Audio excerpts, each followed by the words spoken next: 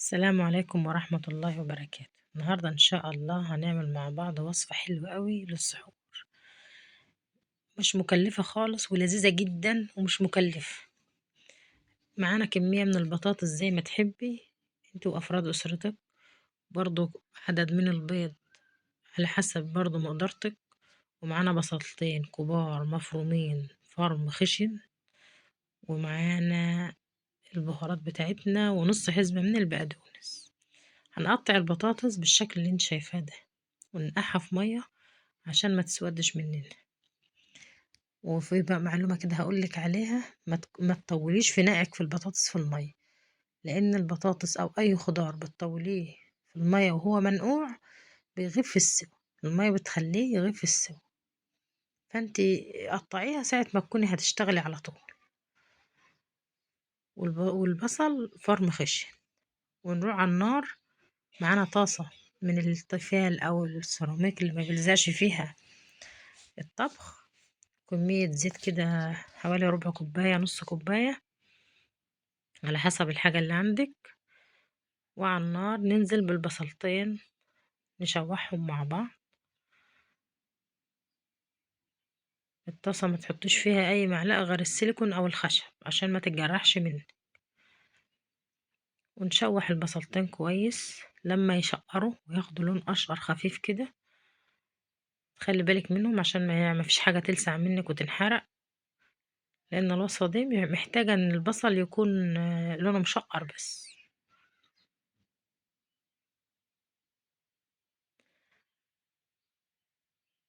زي ما انت شفتيه كده بنفس الدرجة دي، وننزل عليه بالبطاطس بتاعتنا اللي احنا مقطعناها مكعبات بعد ما صفيناها من المية، ونقلبها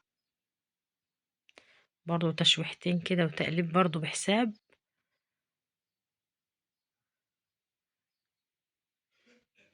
براحتك يعني.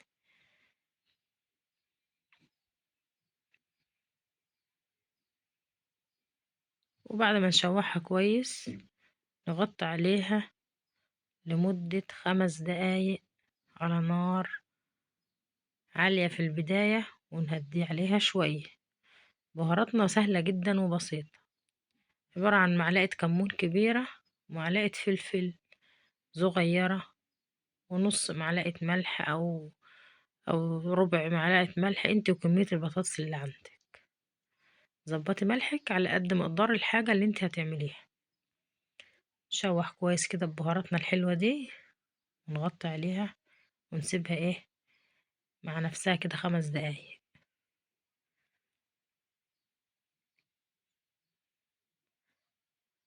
بعد 5 دقايق نشوف بطاطسنا كده، نديها تقليبة كده من الجناب بس بالراحة علشان مش عارفة هي استوت ولا لسه. نشوفها استوت، لا لسه ما استوتش، طارت هجيب غيرها، محتاجة لسه شوية. هسيبها برضو دقيقتين،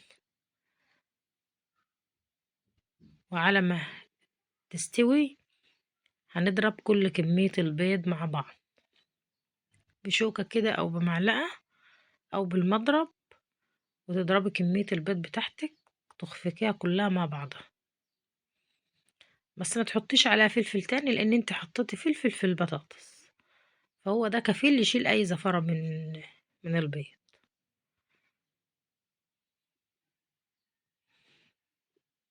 الوصفة دي لذيذة جدا ومفيدة. لو وصلت معايا لحد هنا فضلا وليس أمرا تشتركي معايا في القناة وتحطي لي أحلى لايك منك وكومنت حلو منك كده يسعدني ويفرحني.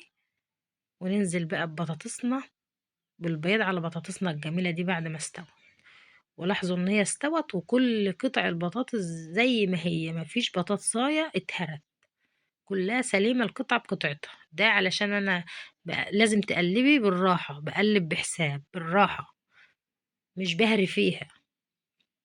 ونسيبها دقيقة وبعدين تشوفي طريقة التقليب بقى والبيض فيها من الجناب كده، من الجناب كده، وتنزلي بالمعلقة او بالسباتولا بالشكل اللي انت شايفاه ده. ايوه من الجناب كده بالراحة خالص لان بطاطسنا استوت، فعايزة برضو تقليب بحساب عشان ما تتهريش منك. أنا عايزاها القطعة بقطعتها، عشان أولادنا هينبسطوا بيها أوي، وهتعجبهم أوي أوي. والوصفة دي هتعتمديها عندك على طول وسجليها لسحور رمضان والفطار حاليا، وبرضه بتنفع وجبة للفطار في رمضان برضه، مع أي تحابيش جنبها، وشوية بقدونس من المفرومين الحلوين دول، وننزل بيهم. البقدونس بقى خطير مع البطاطس، ما تقوليليش الكزبرة، لأ، البقدونس بيحب البطاطس، والبطاطس بتحب البقدونس، ما بتحبش الكزبرة. وبرضه تقلبتين حلوين كده من الجناب، وبس. وكده بطاطسنا استوت وبألف هنا وشفا.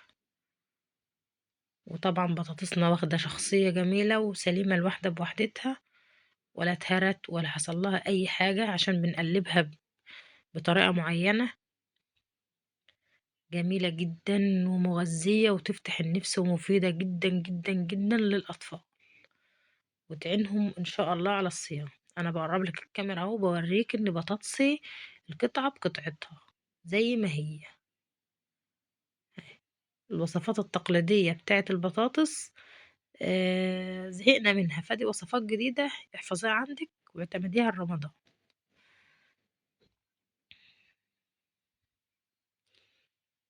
يا رب نول إعجابكم، والسلام عليكم ورحمة الله وبركاته.